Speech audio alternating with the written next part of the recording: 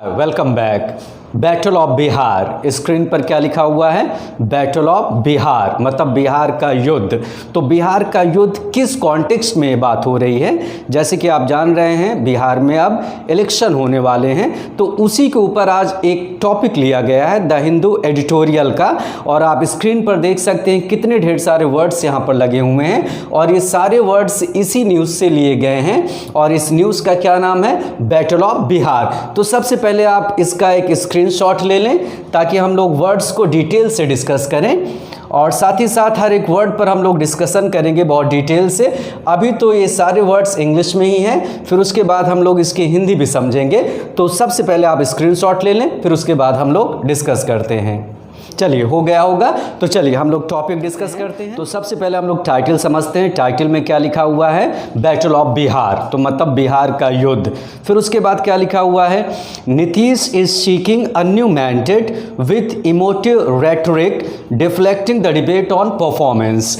तो यही सारे वर्ड्स जो हैं हमारे लिए बहुत ज़्यादा यूज़फुल होते हैं और न्यूज़पेपर पढ़ने का, उसको रीडिंग करने का मकसद बस यही होता है कि इसमें से अच्छे अच्छे वर्ड्स हमें मिल जाए और साथ ही साथ हमारी जो अंडरस्टैंडिंग है वो भी डेवलप हो जाए, ताकि हम लोग कॉम्प्रिहेंशन, जो एग्जामिनेशन में पूछा जाता है कॉम्प्रिहेंशन, उसको बहुत अच्छे से कर लें। तो क्या लिखा हुआ है? बैटल ऑफ बिहार मतलब बिहार का युद्ध। ये तो क्लियर हो गया होगा। नीतीश, तो नीतीश आप जानते होंगे, he is the chief minister of Bihar, जो बिहार के मुख्यमंत्री हैं। तो नीतीश इज सीकिंग का मतलब तलाश रहे हैं या ढूंढ रहे हैं अ न्यू मैंडेट। अब यहाँ पर एक वर्ड आया मैंडेट, तो मैंडेट का मतलब क्या होता है? जनादेश। जैसे आदमी नहीं बोलता कि उसको मैंडेट चाहिए, मैंडेट का मतलब एक जनादेश, पावर, सत्ता। तो नीतीश कुमार जो हैं is seeking a new mandate, एक नए जनादेश को वो तलाश रहे हैं विथ इमोटिव रेटोरिक। अब यहाँ पर हमें वर्ड्स लेने होंगे। यहाँ पर वर्ड हमारा क्या है? पहला वर्ड हमारा क्या है? इमोटिव। तो ये इमोटिव का मतलब क्या होता है? इसका मतलब होता है बहुत ही इमोशनल, बहुत ही भावुक करने वाला। तो इसको हम लोग क्या बोलते हैं? इमोशनल। अच्छा वर्ड है इमोशनल, जो भावुक करता है। और दूसरा वर्ड हमारा क्या है? Rhetoric, RHETORIC। तो रेटरिक का मतलब क्या होता है? जैसे रेटरिक, जैसे कुछ लीडर के अंदर एक रेटरिक होती है। रेटरिक का मतलब बहुत ही उनका पावरफुल स्पीच होता है, तो उसी को इंग्लिश में हम लोग बोलते हैं ओरेटरी, ORATORY, ओरेटरी। तो रेटरिक का मतलब एक तरीके का बहुत ही पावरफुल स्पीच, बहुत ही एक बोलने की कला, तो उसी को हम लोग क्या बोलते हैं? रेटरिक। तो क्या लिखा हुआ है? नीतीश इज सीकिंग, नीतीश तलाश रहे हैं अ न्यू मैंडेट, एक नया जनादेश विथ इमोटिव रेटरिक। और कैसे तलाश रहे हैं? With emotive. इमोटिव का मतलब बहुत ही इमोशनल, रेटरिक का मतलब उनकी जो स्पीच है बहुत ही इमोशनल है और डिफ्लेक्ट कर रहा है। अब डिफ्लेक्टिंग का मतलब ये चीज़ जो है वो डिफ्लेक्ट कर रही है, उनकी जो पावरफुल स्पीच है वो डिफ्लेक्ट करना। तो डिफ्लेक्ट करने का मतलब क्या होता है? किसी चीज़ को आप जब डाइवर्ट करते हैं, मतलब कोई चीज़ आपकी तरफ आ रही, उसको आप डिफ्लेक्ट करते हैं, उसकी दिशा बदल देते हैं, तो उसी को हम लोग क्या बोलते हैं? डिफ्लेक्ट। और इसी को इंग्लिश में क्या बोला जाता है? डाइवर्ट करना। तो आप इंग्लिश में भी लिख सकते हैं, हिंदी में भी लिख सकते हैं। हिंदी में क्या लिखेंगे? मतलब एक गति बदल देना। जैसे कोई बॉल है आपकी तरफ आ रही है और कोई चीज़ हल्की से उस पर टच हुई और वो अपने डायरेक्शन को चेंज कर देती है, तो दैट इज कॉल्ड डिफ्लेक्ट। तो डाइवर्ट, अपनी दिशा बदल देना। तो इनकी स्पीच जो है बहुत ही इमोशनल है और ये deflecting the debate on performance, और ये स्पीच जो है वो डिफ्लेक्ट कर रही है, मतलब दिशा बदल रही है। द डिबेट मतलब जो बहस चल रही है ऑन परफॉर्मेंस, कि एज अ चीफ मिनिस्टर, एक मुख्यमंत्री के रूप में इनका परफॉर्मेंस कैसा था। तो आप लोग जानते हैं बहुत अच्छा परफॉर्मेंस नहीं था, लेकिन इस चीज़ को छिपाने के लिए वो बहुत ही इमोशनल स्पीच दे रहे हैं, लोगों को एक तरीके से कह सकते हैं इमोशनली ब्लैकमेल कर रहे हैं। तो ये हमारा क्या है? मैटर है आज का, और इसी पर हम लोग बात करते हैं। यहाँ पर क्या लिखा हुआ है? The assembly election in Bihar will be taking place in unprecedented circumstances over 3 phases in the last week of October and the first week of November. तो फुल स्टॉप तक आपको रीड करना होगा, फिर उसके बाद आपको सेंटेंसेस को ब्रेक करना होगा, स्प्लिट करना होगा, तोड़ना होगा। तो यहाँ पर क्या लिखा हुआ? The assembly election, assembly election को आप असेंबली इलेक्शन ही कहें, इन बिहार, बिहार में विल बी टेकिंग प्लेस। अब टेक प्लेस का मतलब क्या होता है? कोई चीज़ घटित होना। ये हमारा कौन सा टेंस लगा हुआ है? फ्यूचर कॉन्टिन्यूअस टेंस, फ्यूचर की बात है। विल बी टेकिंग प्लेस का मतलब ये चीज़ घटित हो रही होगी। इन अनप्रेसिडेंटेड, और अनप्रेसिडेंटेड को हम लोग क्या बोलते हैं? अभूतपूर्व। अभूतपूर्व का मतलब ऐसा पहले ना हुआ हो, तो उसी को हम लोग क्या बोलते हैं? अनप्रेसिडेंटेड। आप इसको इंग्लिश में बोल सकते हैं एक्स्ट्रा ऑर्डिनरी। क्या बोल सकते हैं? एक्स्ट्रा ऑर्डिनरी, मतलब कोई चीज़ बहुत ही अभूतपूर्व है, मतलब ऐसा पहले नहीं हुआ है। तो यहाँ पर क्या लिखा हुआ है? बिहार में इलेक्शन हो रहे होंगे इन अनप्रेसिडेंटेड सर्कमस्टांसेस। अनप्रेसिडेंटेड का मतलब अभूतपूर्व, सर्कमस्टांसेस परिस्थितियों में, ओवर 3 फेजेस। और कितने पर इलेक्शन होगा? 3 फेजेस। 3 फेजेस का मतलब 3 चरणों में। और ये इलेक्शन कब से शुरू होगा? In the last week of October, October के लास्ट वीक में, and the first week of November, और नवंबर के पहले वीक में। तो मतलब ये हुआ कि अक्टूबर के लास्ट वीक से वहाँ पर पोलिंग शुरू होगी और कब तक चलेगी? फर्स्ट वीक ऑफ नवंबर, नवंबर के पहले वीक तक। यहाँ तक क्लियर हो गया? चलिए, अब इसमें कोई भी ऐसी बात नहीं जो आपको बहुत डिटेल से बताई जाए। अब इसमें लिखा है this will be the first assembly election since covid disrupted normal life and the performance of the governments on the health and economic fronts will be an issue in the election campaign। तो हमारा full stop तक हो गया। चलिए, अब उसके बाद हम लोग आराम से इसको रीड करते हैं। This will be the first, this मतलब ये चीज़, विल बी, कहीं पर विल लगा होता है, शैल लगा होता है, तो उसकी एंडिंग हम लोग गागी से निकालते हैं, और बी का मतलब होना। तो क्या लिखा हुआ है? This will be the first, ये होगा द फर्स्ट, पहला। तो the first, the second, the third, कहीं पर भी आपको कोई ऑर्डिनल नंबर मिले, ऑर्डिनल का मतलब आप जानते होंगे, जैसे first, second, third, fourth, fifth, तो इसी को हम लोग क्या बोलते हैं? That is called ordinal number. इसको इंग्लिश में क्या बोलते हैं? Ordinal number. तो थोड़ी सी आप बात याद रखिएगा, ऑर्डिनल नंबर। अब ये ऑर्डिनल नंबर क्या होता है? जैसे first, second, third, like this. First हो गया, और उसके बाद आपका सेकेंड हो गया, थर्ड हो गया, एट्सेट्रा, ऐसे बढ़ता चला जाएगा। तो इसी को हम लोग क्या बोलते हैं? That is called ordinal number. कहीं पर भी आपको ऑर्डिनल नंबर दिखाई पड़े तो उसके पहले आपको डेफिनेट आर्टिकल लेना होगा। जैसे मान लिया जाए हमने कहा द फर्स्ट, और उसके बाद हो जाएगा कैंडिडेट, जैसे ये लिखा हुआ है द फर्स्ट कैंडिडेट, तो ये हमारा क्या बना? Ordinal number. तो इसके पहले आपको डेफिनेट आर्टिकल लेना पड़ेगा, थोड़ा सा इम्प्रूवमेंट हो जाएगा आपके ग्रामर में। तो यहाँ पर क्या लिखा हुआ है? This will be the first, ये होगा। द फर्स्ट का मतलब पहला असेंबली इलेक्शन, असेंबली इलेक्शन होगा सिंस कोविड-19। सिंस का मतलब से, कब से? कोविड-19 से, मतलब कोविड-19 से अभी कोई इलेक्शन नहीं हुआ, तब से, मतलब आप जान रहे हैं we are suffering from a virus, हम लोग एक वायरस से सफ़र कर रहे हैं, और इसी को बोला जाता है कोविड-19, मतलब कोरोना वायरस 19, जो 2019 में आया था और अभी तक है।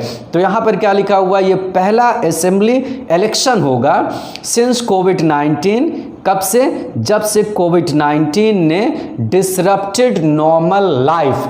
डिसरप्ट काफ़ी अच्छा वर्ड है। तो डिसरप्ट करने का मतलब ये होता है कोई चीज़ को डिस्टर्ब कर देना, भंग कर देना। तो डिसरप्ट, डिसरप्ट करने का मतलब कोई चीज़ को आप डिस्टर्ब कर देते हैं, मतलब उसको भंग कर देते हैं, तो दैट इज़ कॉल्ड डिसरप्ट। जैसे कोई मीटिंग चल रही है और वो मीटिंग क्या हो गई? अफेक्ट हो गई, तो वो क्या हो जाएगा? डिसरप्ट। जैसे अक्सर आप लोग सुनते होंगे पार्लियामेंट वाज डिसरप्टेड, जो पार्लियामेंट है वो डिसरप्टेड हुआ, मतलब एक तरीके से वहाँ पर जो कार्रवाई थी वो पूरी नहीं हो पाई, मतलब ब्रेक ब्रेक ब्रेक। तो डिसरप्ट होने का मतलब एक तरीके से डिस्टर्ब हो जाना।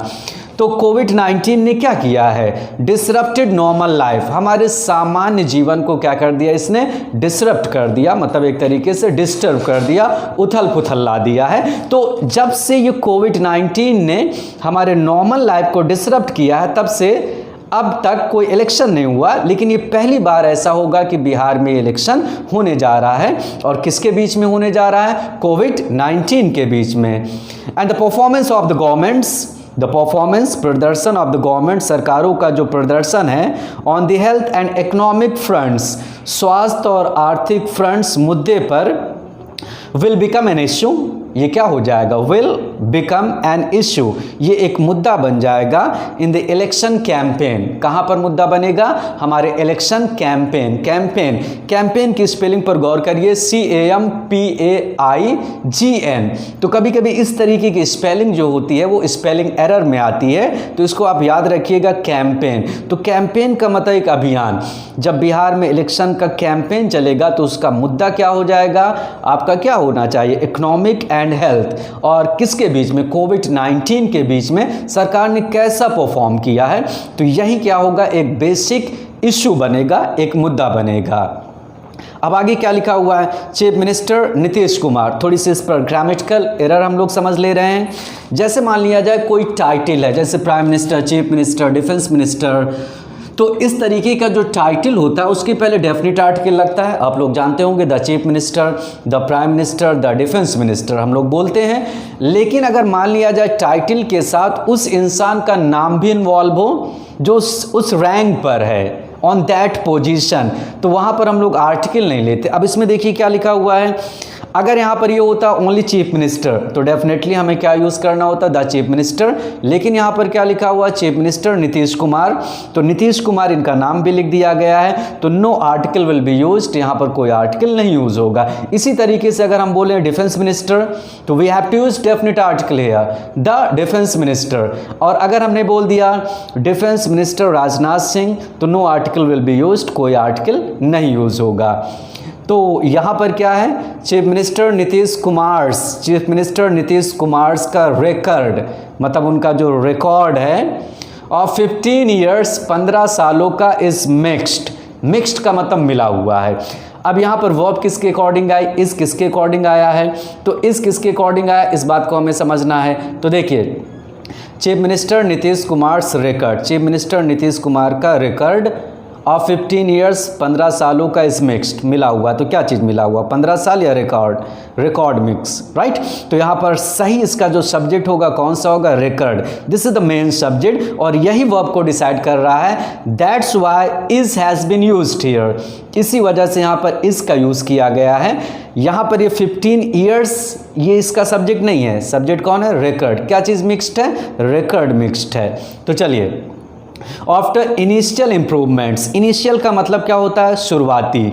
तो आफ्टर इनिशियल इम्प्रूवमेंट्स, शुरुआती इम्प्रूवमेंट्स के बाद, सुधार के बाद, और किस में सुधार हुआ था, इन गवर्नेंस। गवर्नेंस का मतलब जो शासन है उसमें शुरुआती सुधार के बाद।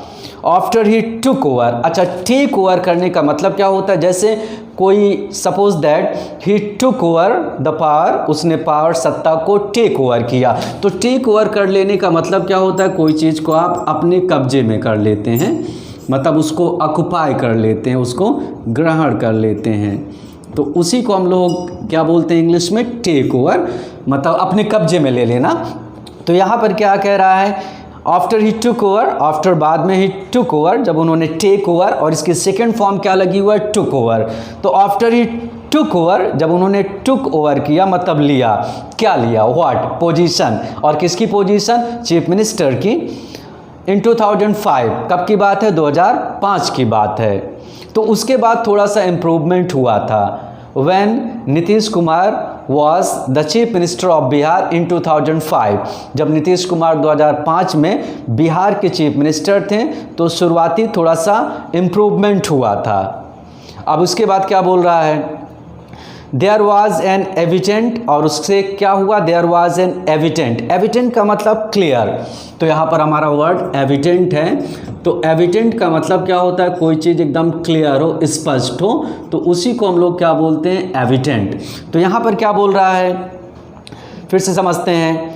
आफ्टर इनिशियल, शुरुआती, इम्प्रूवमेंट, सुधार के बाद, इन गवर्नेंस, शासन में, after he took over, after मतलब बाद में, ही टुक ओवर, जब उन्होंने टुक ओवर किया, इन 2005, 2005 में, तो इसके बाद से थोड़ा सा इम्प्रूवमेंट हुआ था। लेकिन there was an evident down slide, लेकिन फिर क्या हुआ, एक एविडेंट, एक स्पष्ट डाउन स्लाइड। अब डाउन स्लाइड का मतलब क्या होता है, कोई चीज़ डिक्लाइन होती है। अब डाउन से पता चल रहा है कोई चीज़ नीचे आएगी, तो डाउन स्लाइड को हम लोग क्या बोलते हैं, कोई चीज़ डिक्लाइन होना, नीचे आना, मतलब उसका पतन हो जाना, तो that is called down slide. तो वो डाउन स्लाइड हुआ तो थोड़ा सा इम्प्रूवमेंट हुआ था, लेकिन इसके बाद से क्या हुआ, there was an evident down slide, एक स्पष्ट डाउन स्लाइड हुआ, मतलब एक पतन हुआ। कल्मिनेटिंग, और ये पतन क्या हो गया, कल्मिनेटिंग। कल्मिनेटिंग, पिछले वीडियो में भी ये वर्ड आ चुका। कल्मिनेट करने का मतलब कोई चीज़ फाइनल स्टेज पर जब खत्म होती है तो उसको हम लोग क्या बोलते हैं, कल्मिनेट। तो ये चीज़ डाउन स्लाइड शुरू हुआ, फिर उसके बाद कल्मिनेटिंग, और ये डाउन स्लाइड जो है, जो पतन है, वो कल्मिनेटिंग हुआ, वो खत्म हुआ। कहाँ पर खत्म हुआ, in the bungled handling of the pandemic. सरकार ने बंगल्ड किया। बंगल्ड का मतलब क्या होता है, काफ़ी अच्छा वर्ड है। तो बंगल्ड, तो बंगल्ड का मतलब क्या होता है, कोई चीज़ बॉस्ट। अब ये बॉस्ट क्या होता है, कोई चीज़ को आप बहुत ही बुरी तरीके से करें, बहुत ही अच्छे तरीके से ना कर पाएँ, तो वो चीज़ एक तरीके से आप समझ सकते हो फेल हो गया। तो बंगल्ड का मतलब एक तरीके से हम कह सकते हैं कि स्लोवेनली। स्लोवेनली का मतलब कि बहुत अच्छे से उस चीज़ को नहीं संभाल पाएँ। तो यहाँ पर क्या है, ये चीज़ कल्मिनेटिंग हुआ, और कल्मिनेट का मतलब एंड हुआ, और किस में एंड हुआ, इन द बंगल्ड हैंडलिंग। सरकार ने बंगल्ड, बंगल्ड का मतलब बहुत ही बुरी तरीके से हैंडलिंग किया है, संभाला है, और किसको संभाला, ऑफ द पैंडेमिक। और पैंडेमिक का मतलब क्या होता है, महामारी, that spread all over the world, जो पूरी दुनिया में फैल जाए। तो ऐसी बीमारी को क्या बोलते हैं, पैंडेमिक। तो पैंडेमिक अगर आप कहीं सुने, वैसे बहुत ही फैमिलियर वर्ड है, कोरोना वायरस में आप लोगों ने सुना होगा पैंडेमिक। तो corona virus is a pandemic disease. Corona virus हमारा क्या है, एक pandemic, that is spread all over the world, जो पूरी दुनिया में फैला हुआ है, तो उसी को हम लोग क्या बोलते हैं, पैंडेमिक। तो सरकार ने इस पैंडेमिक डिजीज को ऐसा हैंडलिंग किया है, दैट इज नॉट सक्सेसफुल, जो सफल नहीं है, वो क्या है, बंगल्ड है। बंगल्ड का मतलब बॉस्ट। बॉस्ट का मतलब एक तरीके से फेल्ड हो गई सरकार उसको हैंडल करने में। तो ये एक इशू बनेगा इलेक्शन में, लेकिन इसी इशू को डिफ्लेक्ट करने के लिए, भटकाने के लिए कैसी स्पीच इस्तेमाल की जा रही है, इमोटिव। इमोटिव का मतलब बहुत इमोशनल, रेटरिक का इस्तेमाल किया जा रहा है। अब आगे क्या लिखा हुआ, ही डेजर्टेड द बीजेपी। अब डेजर्ट का मतलब क्या होता है, रेगिस्तान भी होता है, जैसे आप लोगों ने सुना होगा DESERT, डेजर्ट। एक चीज़ और याद रखना होगा, DESSERT, डेजर्ट। अक्सर आप लोगों ने सुना होगा डेजर्ट, DESSERTS। जैसे किसी रेस्टोरेंट में आप गए, डेजर्ट्स वहाँ पर सर्व किया जाता है, तो डेजर्ट का मतलब स्वीट डिश, जो मिठाई आप खाते हैं, जो मीठी चीज़ खाते हैं खाने के बाद, तो उसी को बोलते हैं डेजर्ट। स्वीट्स समझ लें, मिठाइयाँ, तो that is called dessert, DESSERT, desserts. इस लगा भी सकते हैं, हटा भी सकते हैं, रिमूव भी कर सकते हैं। और दूसरी स्पेलिंग क्या है, DESERT, डेजर्ट। इसका मतलब दो होगा, रेगिस्तान भी होता है, और डेजर्ट का मतलब एक और होता है, छोड़ देना, फॉरसेक। एक तरीके का सेंस वही निकला, रेगिस्तान मतलब एक तरीके का सन्नाटा, किसी को एकदम रेगिस्तान के जैसा छोड़ देना, तो उसको भी हम लोग क्या बोलते हैं, डेजर्ट। तो dessert having two meanings, dessert की दो मीनिंग निकली, एक का मतलब रेगिस्तान और एक का मतलब फॉरसेक, छोड़ देना। यहाँ पर रेगिस्तान से सेंस नहीं है, यहाँ पर छोड़ने से मतलब है। जब डेजर्ट जो है रेगिस्तान होगा तो वो नाउन की तरह होगा, और जब डेजर्ट का मतलब छोड़ना, तो दैट इज़ अ वर्ब, वो हमारी क्या बनती है, वर्ब बनती है। तो यहाँ पर देखिए लिखा हुआ डेजर्टेड, तो इसका मतलब वर्ब की तरह इस्तेमाल हुआ है, past and definite tense. He deserted the BJP, कोई पॉलिटिकल पार्टी होती है, डेफिनेट आर्टिकल इज यूज्ड, वहाँ पर हम लोग डेफिनेट आर्टिकल लगाते हैं। तो ही डेजर्टेड द बीजेपी इन 2013, 2013 में, जैसे आप जानते होंगे कि नीतीश कुमार ने बीजेपी को डेजर्ट किया था, छोड़ा था। एंड वन, विन, इसकी सेकंड फॉर्म क्या, वन, और इन्होंने जीता। क्या जीता, द 2015 असेंबली इलेक्शन, 2015 का इन्होंने असेंबली इलेक्शन जीता। इन अलायंस विद द RJD, और किसके अलायंस से, अलायंस का मतलब गठबंधन से, विद द RJD। RJD किसकी पार्टी है, लालू प्रसाद यादव, उनके साथ इन्होंने अलायंस करके इलेक्शन को जीता था। और कब जीता था, 2015 में। फिर उसके बाद क्या हुआ, ओनली केवल टू रिटर्न लौटने के लिए टू द बीजेपीज एम्ब्रेस शून। तुरंत उसके बाद उन्होंने क्या किया, आप लोग जानते होंगे कि नीतीश कुमार ने बीजेपी को डेजर्ट किया, इलेक्शन जीता और फिर उसके बाद वो बीजेपी में फिर से वापस लौट आए। तो यहाँ पर क्या बोल रहा है, ओनली टू रिटर्न, केवल ये लौट गए और कहाँ लौटे, टू द बीजेपीज एम्ब्रेस शून। तो एम्ब्रेस करने का मतलब होता है कोई चीज़ को गले से लगाना, मतलब उनके गले से ये फिर लग गए, एम्ब्रेस कर लेना। तो एम्ब्रेस आप लोगों ने EMBRACE एम्ब्रेस। तो एम्ब्रेस का मतलब एक तरीके से हग, गले से लगा लेना, लेकिन यहाँ पर एम्ब्रेस किस तरीके से यूज़ हो रहा है, एज अ नाउन, ये हमारा नाउन की तरह हो रहा है। तो एम्ब्रेस का मतलब एक तरीके से उनके पार्टी में चले गए, उनको गले से लगा लिया। केवल, ओनली केवल, टू एम्ब्रेस, ओनली केवल टू रिटर्न, ये लौट गए टू द बीजेपीज एम्ब्रेस, बीजेपी के एम्ब्रेस में शून, बहुत जल्दी। तो बहुत जल्दी वो बीजेपी में फिर से आ गए, कहने का मतलब। हिज पॉपुलैरिटी, मतलब उनकी जो लोकप्रियता थी नीतीश कुमार की, इज़ वेनिंग। वेन का मतलब घटना, कोई चीज़ वेन हो रही है तो इसका मतलब वो घट रही है। और वेन की स्पेलिंग क्या होती है, WANE, वेन। तो वेन का मतलब एक तरीके का डिक्रीज होना, कोई चीज़ घटती है तो उसको हम लोग क्या बोलते हैं, वेन। और जब इसमें इंग फॉर्म लगेगा तो आप जानते होंगे कि ई जो है वो ड्रॉप हो जाएगा और स्पेलिंग क्या बनेगी, WANING, वेनिंग। तो Nitish Kumar was very popular in Bihar, Bihar में बहुत ही पॉपुलर थे, लेकिन धीरे धीरे ग्रेजुअली, धीरे धीरे उनकी जो पॉपुलैरिटी थी वो वेनिंग होने लगी, मतलब घटने लगी। और उसके बाद क्या हुआ, जब इनकी पॉपुलैरिटी घटने लगी, वाइल, जबकि द बीजेपी, वाइल का मतलब जबकि, the BJP is on the defensive, BJP जो है वो है ऑन द डिफेंसिव। डिफेंसिव का मतलब डिफेंड से क्या बना है, डिफेंसिव। तो जैसे कोई बोल रहा है कि वो बहुत ही डिफेंसिव मोड में है, तो बहुत ही वो अपने आप को डिफेंड करने की कोशिश कर रहा है, क्या करने की, डिफेंड। तो बीजेपी जो है वो डिफेंसिव है, बहुत ही सुरक्षित कर रही है अपने आप को। और किसके ऊपर सुरक्षित कर रही है, हाँ, on questions of border security, border security के क्वेश्चन पर बहुत ही डिफेंसिव है, बहुत ही सोच समझ कर बोल रही है। और किसकर, इकोनॉमिक स्टैग्नेशन। अब यहाँ पर इकोनॉमिक, आर्थिक, और स्टैग्नेशन भी अच्छा वर्ड है। तो जब कोई चीज़ स्टैग्नेंट हो जाती है तो मतलब वो रुक जाती है, तो हम लोग इसको क्या बोलते हैं, स्टैग्नेशन। तो स्टैग्नेशन क्या चीज़ है, कोई चीज़ जिसमें कोई गति ना हो, तो आप कह सकते हैं मोशनलेस। वो चीज़ क्या होती है, मोशनलेस हो जाती है, मतलब रुक जाती है। तो इसी को हम लोग क्या बोलते हैं, स्टैग्नेशन। तो यहाँ पर आप जान रहे हैं कि हमारी जो इकॉनमी है वो स्टैग्नेंट हो चुकी है, मतलब एकदम स्थिर हो चुकी है। तो बॉर्डर सिक्योरिटी के क्वेश्चन पर बीजेपी डिफेंसिव है, और किसके ऊपर, इकोनॉमिक स्टैग्नेशन, जो आर्थिक एक तरीके की रुकावट आ गई है, इसके ऊपर वो बहुत डिफेंसिव है। एंड फार्मर बैकलैश, और आजकल जान रहे हैं मुद्दा किसका है, फार्मर, किसानों का जो बैकलैश है। बैकलैश का मतलब क्या होता है, स्ट्रॉन्ग रिएक्शन।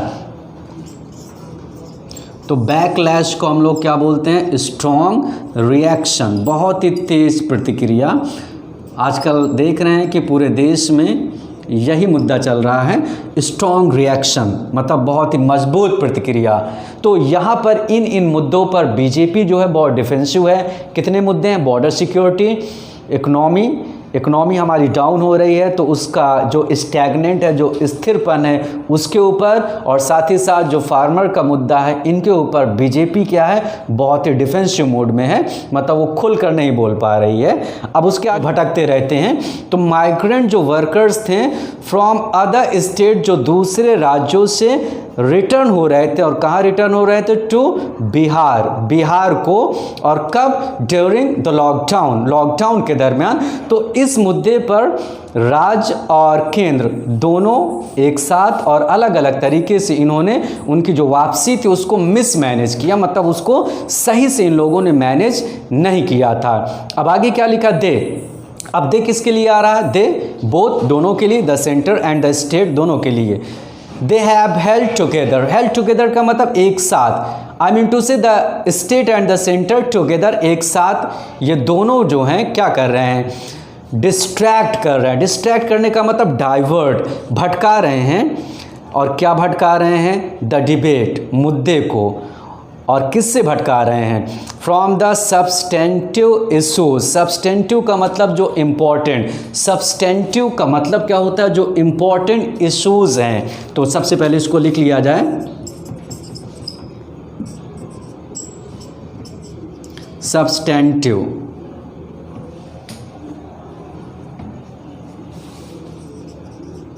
तो सब्सटेंटिव का मतलब होता है मोस्ट इम्पॉर्टेंट, जो बहुत इम्पॉर्टेंट होता है, तो उसी को हम लोग क्या बोलते हैं, सब्सटेंटिव। तो ये हमारा बन गया सब्सटेंटिव, मोस्ट इम्पॉर्टेंट। तो यहाँ पर ये किस मुद्दे से भटकाने की कोशिश कर रहे हैं, केंद्र और राज्य सरकार दोनों जो हैं वो डाइवर्ट कर रहे हैं, मतलब एक तरीके से डिस्ट्रैक्ट कर रहे हैं। डिस्ट्रैक्ट का मतलब भटकाने की कोशिश कर रहे हैं। और किसको भटकाने की कोशिश कर रहे हैं, द डिबेट, इस मुद्दे को, फ्रॉम सब्सटेंटिव इशूज, जो महत्वपूर्ण मुद्दे हैं वहाँ से भटका कर कहाँ लाना चाह रहे हैं, टू इमोटिव रेटरिक। इमोटिव इससे पहले आ चुका है, इमोशनल। रेटरिक का मतलब जो उनकी स्पीच है बहुत ही इमोशनल, तो उसी की तरफ ये लोग भटका कर रहा रहे हैं। मतलब कहने का मतलब ये हुआ, they are not talking about the important issues, मेन जो इशूज है उस पर बात नहीं कर रहे हैं। They are just trying to blackmail emotionally, वो एक तरीके से इमोशनली ब्लैकमेल करने की कोशिश कर रहे हैं। फिर आगे आजकल का मुद्दा क्या चल रहा है, जैसे आजकल देख रहे हैं, द सस्पेक्टेड सुसाइड। सस्पेक्टेड का मतलब संदिग्ध, सुसाइड ये मुद्दा काफ़ी दिनों से चल रहा है। ऑफ अ फिल्म एक्टर, एक फिल्म एक्टर का, हु हेल्ड फ्रॉम बिहार। अब वैसे हेल करने का मतलब क्या होता है, जैसे हेल का मतलब एक तरीके से कोई कहीं से आता है। जैसे मान लिया जाए आप यूपी से हैं तो क्या बोलेंगे, आई हेल फ्रॉम यूपी, मैं कहाँ से का हूँ, यूपी का। तो हेल करने का मतलब बिलोंग करना, तो हेल का मतलब आप वहाँ से संबंधित हैं। तो जैसे आप जान रहे हैं कि सुशांत सिंह का मामला आजकल देख रहे हैं कि हर एक न्यूज़ चैनल में यही मुद्दा आजकल छाया हुआ है। द सस्पेक्टेड मतलब संदिग्ध। अब यहाँ पर हमारा सस्पेक्टेड किसका काम कर रहा है, एडजेक्टिव। क्यों काम कर रहा है, क्योंकि सस्पेक्टेड किसके बारे में बोल रहा है, सुसाइड, जो उन्होंने सुसाइड किया। सुसाइड तो जानते होंगे, अगर कहीं पर भी साइड वर्ड मिल जाए, CID साइड, तो उसका मतलब क्या होता है, मर्डर, मतलब एक तरीके की हत्या। जैसे सुसाइड आप लोगों ने सुना होगा, इसी तरीके से आप लोगों ने सुना होगा रेजिसाइड। रेजिसाइड का मतलब राजा या रानी की हत्या। इसी तरीके से आप लोगों ने सुना होगा इन्फेंटिसाइड। इन्फेंटिसाइड का मतलब नवजात शिशु की हत्या। तो साइड लगने से क्या होता है, किलिंग, मर्डर। तो यहाँ पर सुसाइड जो अपने आप को सुसाइड कर लेता है, मतलब क्या बोलेंगे हिंदी में, अपने आप को मार लेना। ऑफ अ फिल्म एक्टर, एक फिल्म एक्टर हैं, हु हेल्ड फ्रॉम बिहार, जो कहाँ के हैं, हु मतलब जो, हेल्ड फ्रॉम बिहार। वैसे हु का मतलब तो कौन होता है, जैसे हु आर यू, तुम कौन हो। Who is knocking at the door, दरवाजे पर कौन नॉक कर रहा है। और लास्ट में इंटरोगेशन मार्क लगा होता है। लेकिन जब हु सेंटेंस के मिड में आता है, जैसे आप लोगों ने रिलेटिव प्रोनाउन पढ़ा होगा, उससे पहले कोई नाउन लगा होगा। जैसे मान लो कहीं पर आपको ऐसे मिल जाए, जैसे यहाँ पर लिखा है द बॉय, किसी ने कहा द बॉय, और उसके बाद लिखा हु, और उसके बाद लिखा केम। सेंटेंस अधूरा है लेकिन समझाने के लिए काफ़ी है। द बॉय, लड़का, हु केम, जो आया। तो इस सिचुएशन में आप देखेंगे ये हु किसके बारे में बोल रहा है, द बॉय के बारे में। कहीं ऐसा लिखा हो तो हु का अर्थ क्या निकालना आप, जो। तो यहाँ पर क्या कह रहा है, who held from Bihar. Who किसके लिए आया, सुशांत सिंह के लिए, एक्टर के लिए। हु हेल्ड फ्रॉम बिहार, जो बिहार से हैं। और इज बीइंग यूज्ड। अब ये हमें सोचना होगा ये एक्टिव में है या पैसिव में। अगर इज, आर, एम, वाज, वो, उसके बाद बीइंग लगा हो और उसके बाद पास्ट पार्टिसिपल थर्ड फॉर्म, तो हमारा पैसिव में जाता है। हु इज बीइंग यूज्ड, जिसका यूज़ किया जा रहा है, बाय बोथ पार्टीज, दोनों पार्टियों के द्वारा, चाहे कोई भी पार्टी हो, दोनों पार्टियों के द्वारा। मतलब दो पार्टी कौन सी हैं, एक नीतीश कुमार की, एक लालू प्रसाद की। तो दोनों पार्टियों के द्वारा यूज़ किया जा रहा है टू फैन, हवा देने के लिए। किसको हवा देने के लिए, कास्ट, जाति, एंड पैरोकियल इमोशंस। और पैरोकियल का मतलब क्या होता है? बहुत ही संकुचित, मतलब बिगॉटेड, पैरोकियल। तो पैरोकियल को इंग्लिश में क्या बोलते हैं? बिगॉटेड। एक तरीके का क्या होता है? बहुत ही छोटी सोच। तो पैरोकियल और कास्ट, इन दोनों को फैन किया जा रहा, मतलब एक हवा दी जा रही है। और किसके ऊपर ये बात हो रही है? सुशांत सिंह का जो मुद्दा है, जो उनका सुसाइड था, उसी पर। तो दोनों ही लोग, मतलब दोनों ही पार्टीज़, द आरजेडी एंड और एक पार्टी का क्या नाम है? जेडीओ, दोनों ही पार्टी क्या कर रहे हैं? इस मुद्दे को यूज़ कर रही हैं, मतलब अपने बेनिफिट के लिए। अब आगे क्या लिखा हुआ है? The brazenly partisan conduct of Raj Sabha, Deputy Chairperson Harivansh, a member of the JDO, during the monsoon session is being held as adherence to Bihar ethos and his critics are being labeled anti-Bihari। अब यहाँ पर सबसे पहले हमें meaning समझना होगा, फिर उसके बाद हम इसको लेते हैं ब्रेक करके, तोड़कर। जब कहीं पर भी आपको कहीं परेशानी हो तो हमेशा याद रखिएगा, सेंटेंस को जब आप ब्रेक करके पढ़ेंगे तो डेफिनेटली उसका अर्थ आप निकाल सकते हैं। तो इसमें क्या लिखा हुआ है? द ब्रेजेनली। अब यहाँ पर हमें ब्रेजेनली का अर्थ समझना होगा। ब्रेजेनली का मतलब क्या होता है? बहुत ही शेमलेसली, मतलब बहुत ही बेशर्मी से।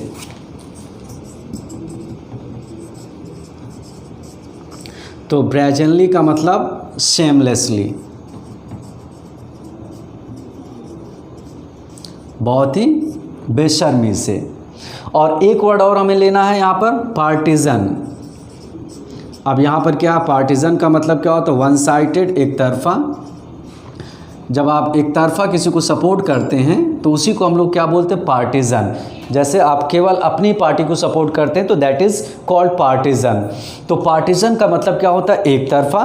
फिर उसके बाद और इसमें मीनिंग कौन सी है? और तो कोई मीनिंग नहीं है। Held adherence. हाँ, एक वर्ड और मिल रहा है, एडहेरेंस। एडहेरेंस का मतलब क्या होता है? जैसे मान लिया जाए निष्ठा, एलिजियंस। क्या होता है? इसको इंग्लिश में क्या बोलते हैं? एलिजियंस। तो इसी को हम लोग बोलते हैं निष्ठा, एडहेरेंस। एडहेरेंस का मतलब कि आप एडहेयर है, मतलब जुड़ाव है आपका, तो एक तरीके का निष्ठा।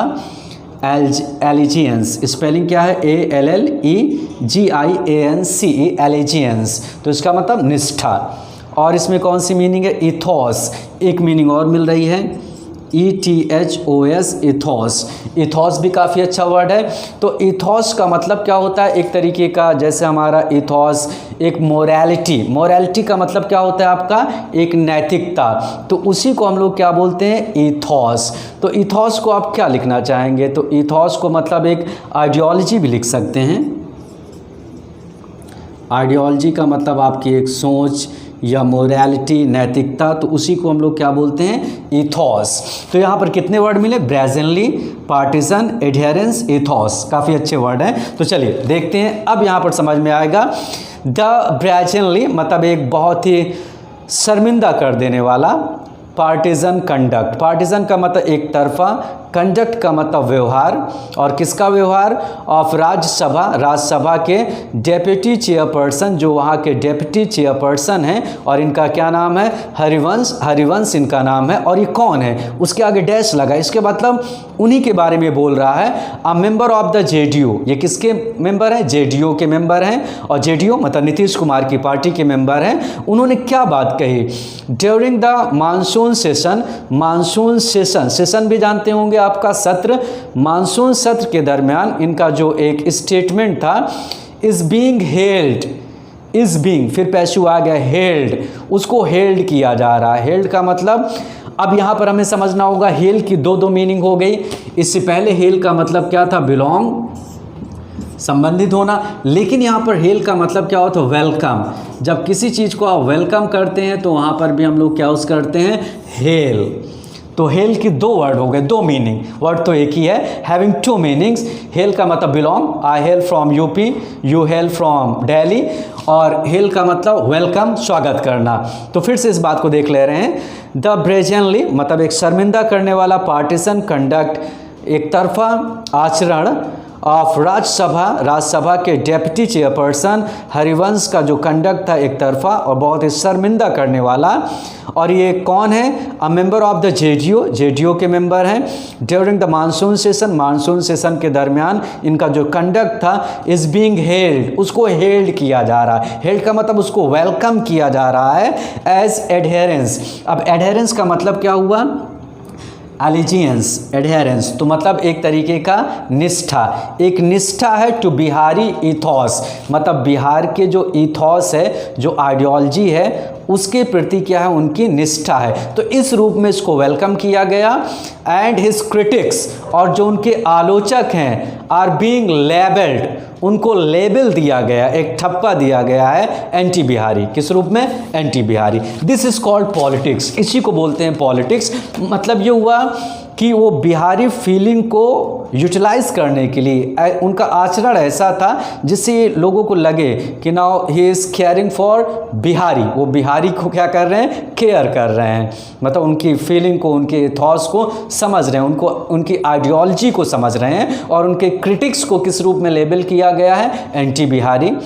जो उनके आलोचक होंगे, जो अपोजिशन के होंगे, उनको क्या दिखाया गया? एंटी बिहारी। मतलब ये हुआ कि वो बिहार के लिए बहुत ज़्यादा परेशान नहीं हो रहे हैं, मतलब उनके वेलफेयर, भलाई के लिए। अब उसके आगे क्या लिखा है? इट इज़ नॉट, ये नहीं है, मतलब ऐसा नहीं है that the NDA is the part of the BJP, जो एनडीए है इज़ फ्री फ्रॉम इंटरनल स्क्वेबल्स। सबसे पहले हमें वर्ड लेना है स्क्वेबल्स। तो स्क्वेबल का मतलब जैसे तो मैं, तो उसको हम लोग क्या बोलते हैं? Bickering, squabble. तो स्क्वेबल का मतलब बिकरिंग, जो तू मैं होती है उसी को हम लोग क्या बोलते हैं? स्क्वेबल। तो इसका ऐसा मतलब नहीं कि बीजेपी या एनडीए जो है वो फ्री है स्क्वेबल से, मतलब इंटरनल, आंतरिक। तो यहाँ पर क्या बोला? इट इज़ नॉट, ऐसा नहीं है that the NDA is free, कि एनडीए फ्री है फ्रॉम इंटरनल स्क्वेबल्स, आंतरिक लड़ाई झगड़े से फ्री है। वहाँ पर भी ये चल रहा है, मतलब इंटरनल कुछ ना कुछ तू मैं है। और किस मुद्दे पर है? यूनियन मिनिस्टर, जो यूनियन मिनिस्टर हैं कौन है? रामविलास पासवान इज शल्किंग। शल्क का मतलब होता है कि जैसे आप गुस्सा है, दूर जाकर खड़े हो गए नाराज होकर, तो उसी को हम लोग क्या बोलते हैं? शल्क। तो शल्क का मतलब क्या हो गया? एक तरीके से नाराज हो जाना, या हम कह सकते हैं टू रिमेन साइलेंट, एकदम चुप हो जाना। चुप होना किस सेंस में? नाराज होकर। जैसे मान लिया जाए कि किसी को पार्टी में इन्वॉल्व कर लिया गया, शामिल कर लिया गया, आप उससे गुस्सा हैं तो आप चुपचाप अलग थलग पड़ जाएंगे, तो उसी को क्या बोलते हैं? शल्क। टू रिमेन साइलेंट भी आप कह सकते हैं, या आप नाराज भी कह सकते हैं। आइडिया तो मिल गया होगा। अक्सर होता है फैमिली में भी, मान लिया जाए आप नाखुश हैं तो एकदम अलग अलग रहेंगे, किसी से बोल चाल नहीं करेंगे, तो वहाँ पर आप क्या हो जाते हैं? शल्क हो जाते हैं। तो यहाँ पर क्या है? रामविलास पासवान क्या है? इज शल्किंग। शल्किंग का मतलब वो अलग अलग रह रहे हैं, मतलब ये दिखाने की कोशिश कर रहे हैं कि आई एम नॉट हैप्पी, मैं खुश नहीं हूँ। और किससे खुश नहीं हूँ? आफ्टर द एंट्री के बाद, मतलब जब एंट्री हुई, प्रवेश हुआ, ऑफ अनदर दलित लीडर, एक दूसरे दलित लीडर का, और इनका क्या नाम है? जीतन राम मांझी। जब उनका पार्टी में एंट्री हुई तो उसी बात से ये नाराज हैं। और ये कहाँ? हाँ, उसके आगे लिखा इनटू द अलायंस। और किस में इनको एंट्री कराया गया? इनटू द अलायंस, गठबंधन में। फिर से देख ले रहे हैं। तो union minister Ramvilas Paswan is sulking, वो नाराज हैं, दूर दूर खड़े हुए हैं, अलग थलग हैं। आफ्टर द एंट्री, प्रवेश के बाद, अनदर दलित लीडर, एक दूसरे दलित लीडर जीतन राम मांझी का प्रवेश हुआ इनटू द अलायंस, इस गठबंधन में। स्टिल फिर भी सोशल कोalition, सोशल का मतलब सामाजिक कोalition, गठबंधन ही है, ऑफ अपर कास्ट, ऊंचे जाति का, एंड नॉन यादव, जो नॉन यादव हैं, जो यादव नहीं हैं, बैकवर्ड कास्ट, पिछले जाति के, एंड कंसिडरेबल का मतलब प्लेंटी, पर्याप्त। तो कंसिडरेबल का मतलब हम कह सकते हैं एनफ, तो दैट इज कॉल्ड कंसिडरेबल। इसका मतलब होता है एम्पल, अच्छा वर्ड है एम्पल, पर्याप्त। तो यहाँ पर क्या लिखा हुआ है कि मतलब ये यहाँ पर ये बोल रहा है कि पार्टी में कौन कौन से किस किस कास्ट के लोग हैं। दलित हो गए, और कौन हो गए? नॉन यादव, जो बैकवर्ड क्लास के हैं, एंड कंसिडरेबल सेगमेंट्स, और एक पर्याप्त सेगमेंट्स है, एक हिस्सा है ऑफ दलित्स, दलितों का, बिहाइंड द एनडीए, एनडीए के पीछे, मतलब दलित भी हैं। और ये सारी चीज़ें इज़ लार्जली, लार्जली का मतलब एक बड़े पैमाने पर इंटैक्ट, इंटैक्ट का मतलब ज्यों का त्यों, मतलब there is no change in it, इसमें कोई चेंज नहीं है। तो इंटैक्ट होने का मतलब हू बहू वैसा का वैसा है, एज द कैंपेन, जैसे कि ये कैंपेन फॉर्मली, औपचारिक रूप से बिगिन, शुरू होता है।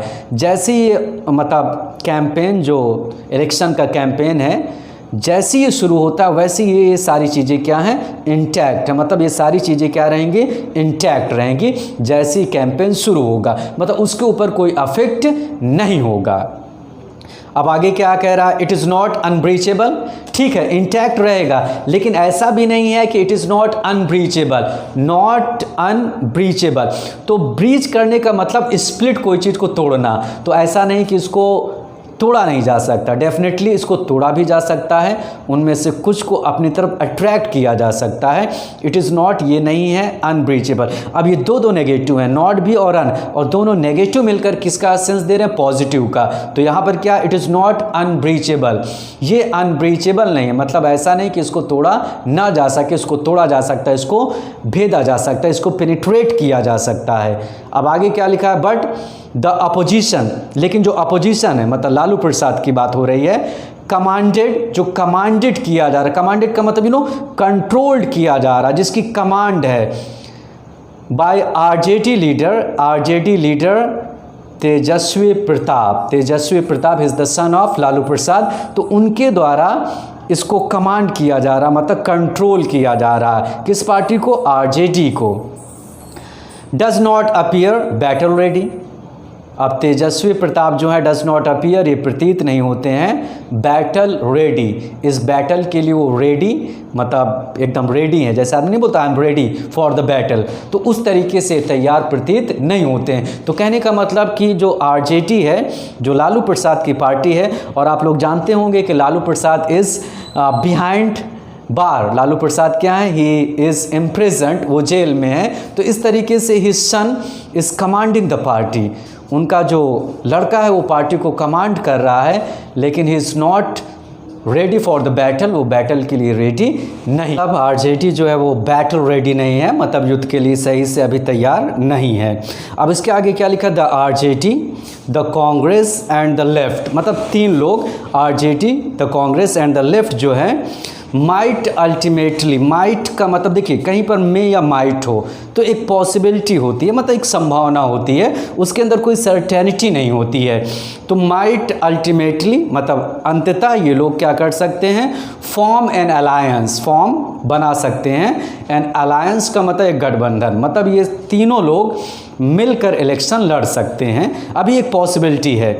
अब आगे कह रहा बट, लेकिन नॉट बिफोर, ऐसा ना हो कि नॉट नहीं, बिफोर इससे पहले ना हो जाए, मोर, ज़्यादा से ज़्यादा बैड ब्लड, बैड ब्लड का मतलब क्या होता है, इल विल, मतलब एक तरीके से बिटरनेस, कड़वाहट, तो इसी को हम लोग क्या बोलते हैं, बैड ब्लड, मतलब ब्लड क्या हो गया, खराब हो गया, तो इसका मतलब एक तरीके का बिटरनेस, मतलब जो रिलेशन, जो संबंध में क्या होता है, जो कड़वाहट आती है, उसी को हम लोग क्या बोलते हैं, बैड ब्लड।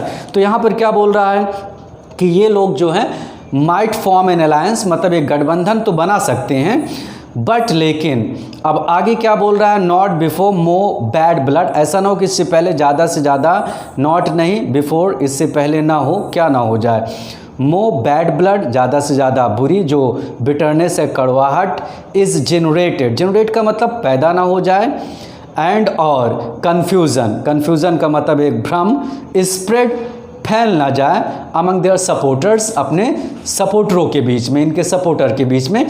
कहने का मतलब इससे पहले इन लोगों को अलायंस को बना लेना होगा, अदरवाइज इनके सपोर्टर्स में बैड ब्लड और साथ ही साथ कन्फ्यूज़न स्प्रेड हो सकता, फैल सकता है। तो स्प्रेड की अगर फॉर्म की बात करें तो तीनों फॉर्म इक्वल होती है, स्प्रेड स्प्रेड स्प्रेड, कभी भी आप स्प्रेडेड मत बोलिएगा। अब आगे क्या कह रहा है, this will be the first, this will मतलब ये होगा, भी मतलब होना, द फर्स्ट पहला बिहार असेंबली इलेक्शन, बिहार में पहली बार असेंबली इलेक्शन होगा इन 30 ईयर्स, 30 साल में, इन विच, जिसमें लालू प्रसाद जो है is not the central campaigner, Lalu Prasad जो है वो सेंट्रल एक केंद्रिक कैंपेनर का मतलब कैंपेन करने वाले नहीं हैं, बिकॉज ही इज़ इम्प्रिजन्ड, क्योंकि वो जेल में है। तो इस तरीके से जो सेंट्रल कैंपेनर हुआ करते थे लालू प्रसाद, वो 30 साल में पहली बार हो रहा है कि वो इस साल नहीं रहेंगे।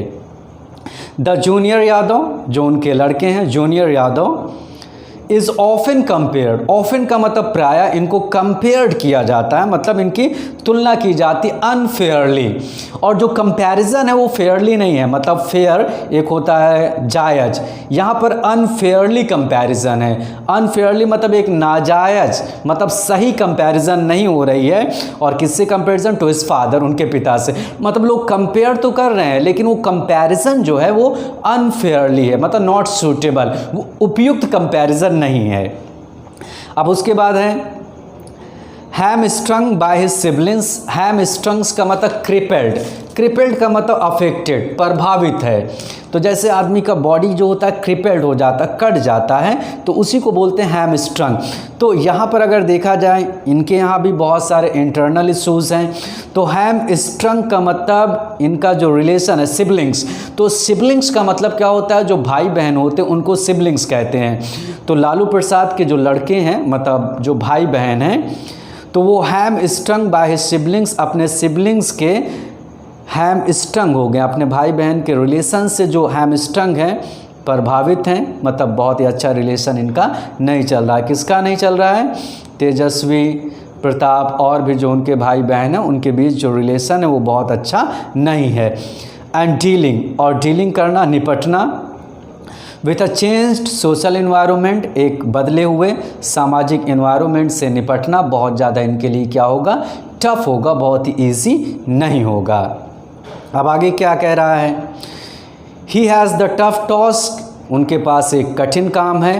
किसके पास? तेजस्वी यादव के पास। और किसका कठिन काम है? ऑफ सेलेक्टिवली, मतलब एक बहुत ही, सिलेक्टिवली का मतलब बहुत ही ध्यान से, बहुत ही चुन चुन कर, एप्रोप्रिएटिंग, एप्रोप्रिएट का मतलब उपयुक्त बनाना, सूटेबल बनाना, हिज फादर्स लेगेसी, अपने पिता की लेगेसी का मतलब विरासत को एप्रोप्रिएट करना, उसको सूटेबल बनाना, उसको लायक बनाना बहुत ही उनके लिए टफ काम होगा। और साथ ही साथ क्या टफ काम होगा? सिलेक्टिवली, मतलब सिलेक्ट करके, सिलेक्टिवली का मतलब एक तरीके चुन चुन करके, बहुत ही एक तरीके से सावधानी पूर्वक, डिसओनिंग इट, डिसओन का मतलब क्या होता है? किसी चीज़ को छोड़ देना, डिसओनिंग इट, उसको डिसओन करना, डिसओन करने का मतलब डिना, उसको इनकार करना, ये काम उनके लिए बहुत ज़्यादा टफ होगा। कहने का मतलब कि लालू प्रसाद नहीं है तो उनके एब्सेंस में तेजस्वी यादव के लिए ये क्या होगा? बहुत ज़्यादा टफ हो जाएगा। अब आगे क्या बोल रहा है? अब उसके बाद क्या कह रहा है? मुस्लिम्स, कॉन्स्टिट्यूट, कॉन्स्टिट्यूट का मतलब एक तरीके से उनका जो कॉन्स्टिट्यूशन है, एक तरीके का गठन। तो मुस्लिम कॉन्स्टिट्यूट, जो मुस्लिम पॉपुलेशन है वो कॉन्स्टिट्यूट करती है, मतलब वो फॉर्म करती, बनाती है। क्या बनाती है? नियरली 17%, लगभग 17% ऑफ द स्टेट्स पॉपुलेशन, मतलब राज्य की पॉपुलेशन की अगर बात किया जाए तो उसका परसेंटेज निकाला जाए तो मुस्लिम कितने कॉन्स्टिट्यूट कर रहा, फॉर्म कर रहा, बना रहा? 70%, 17%, नॉट 70, 17% पॉपुलेशन किसकी है? मुस्लिम की है। अब देखते हैं किधर टर्न होते हैं। अब इसके आगे क्या कह रहा है? It will be interesting, it will be, ये होगा इंटरेस्टिंग, देखना। क्या देखना इंटरेस्टिंग होगा? टू वॉच, देखना, how the NDA and the RJD led alliance, कैसे एनडीए और आरजेडी लेट, लेट का मतलब जो लीड होता है, मतलब एक तरीके का, जैसे नहीं बोलते हैं आरजेडी लेट गवर्नमेंट जो चलती है, तो यहाँ पर क्या बोल रहा है? इट विल बी इंटरेस्टिंग, ये बहुत ही इंटरेस्टिंग बात होगी। टू वॉच, देखना, हाउ, कैसे the NDA and the RJD led alliance, NDA और आरजेडी का जो अलायंस है, जो इनके द्वारा जो अलायंस चलेगा, गठबंधन ये जो चलेगा, एड्रेस देम किसके लिए है? मुस्लिम पॉपुलेशन को। वो कैसे इनको एड्रेस करता है, मतलब कैसे संबोधित करता है? रिगार्डिंग, संबंध में, और किसके संबंध में? द नेशनल पॉपुलेशन रजिस्टर, जो एनपीआर, नेशनल पॉपुलेशन रजिस्टर के मुद्दे पर, और साथ ही साथ अलाइड कंसर्न्स, एलाइड का मतलब उसी से संबंधित जो कंसर्न्स है, कंसर्न्स का मतलब और भी जो परेशानियां हैं उसके लोग कैसे एड्रेस करते हैं। तो कहने का मतलब ये हुआ एनपीआर। एनपीआर का मतलब ये हुआ कि जो नाम वोटर कार्ड में आप यहाँ रह पाएंगे या नहीं रह पाएंगे, जो मुद्दा अभी चला हुआ था, इस मुद्दे को और साथ ही साथ उनसे संबंधित और भी जो एलाइड कंसर्न्स का मतलब संबंधित जो और भी परेशानियां हैं उनको एनडीए और आरजेडी कैसे एड्रेस करते हैं, कैसे खुश करते हैं, अपनी तरफ कैसे मोड़ते हैं, इसी को देखना बहुत ही इंटरेस्टिंग होगा। The election will be a health, अब क्या बोल रहे हैं, द इलेक्शन, ये इलेक्शन विल बी होगा अ हेल्थ चेक, क्या होगा, एक हेल्थ चेक होगा। मतलब जैसे हम बॉडी का अपना स्वास्थ्य चेक कराते उसी तरीके से इलेक्शन जो है वो एक हेल्थ चेक होगा ऑफ इंडियन डेमोक्रेसी। किसका, इंडियन डेमोक्रेसी, क्या एक तरीके का हेल्थ चेक होगा। In the post pandemic era, कब, पोस्ट पैंडेमिक एरा में, पोस्ट लगाने से बाद होता है, जैसे प्रीपेड, पोस्ट पेड, सिम आप प्रीपेड यूज़ करते हैं तो पहले पेमेंट करते हैं, पोस्ट पेड बाद में। तो पैंडेमिक के बाद का ये जो चीज़ है यहाँ, pandemic, post pandemic era, era का मतलब पीरियड, काल, तो पोस्ट पैंडेमिक के बाद के काल में ये जो होगा ये चेक करेगा, क्या चेक करेगा, हेल्थ, और किसकी हेल्थ, इंडियन डेमोक्रेसी की। देयर इज़ पोटेंशियल, पोटेंशियल का मतलब एक तरीके की क्षमता है, फॉर अ न्यू इमेजिनेशन, एक नई कल्पना की, इन बिहार, बिहार में, बट अनफॉर्चुनेटली, लेकिन दुर्भाग्य से, दिस इज़ नॉट विजिबल, ये चीज़ विजिबल नहीं है, on the horizon yet, horizon का मतलब क्षितिज, क्षितिज सरफेस पर ये चीज़ अभी विजिबल नहीं है। तो टॉपिक बहुत ही अच्छा था, बहुत ही इंटरेस्टिंग टॉपिक था, इलेक्शन से रिलेटेड टॉपिक था, जो अक्टूबर लास्ट और नवंबर फर्स्ट वीक तक चलेगा। तो इससे जितने भी वर्ड्स निकाले गए वो काफ़ी यूज़फुल हैं। अगर आप इनको सही से कलेक्ट करते हैं, सही से यूज़ करते हैं, सही से मेमोराइज करते हैं, तो डेफिनेटली आपके एग्जामिनेशन में बहुत ही बेनिफिशियल होंगे। तो thanks a lot, meet you in the next video.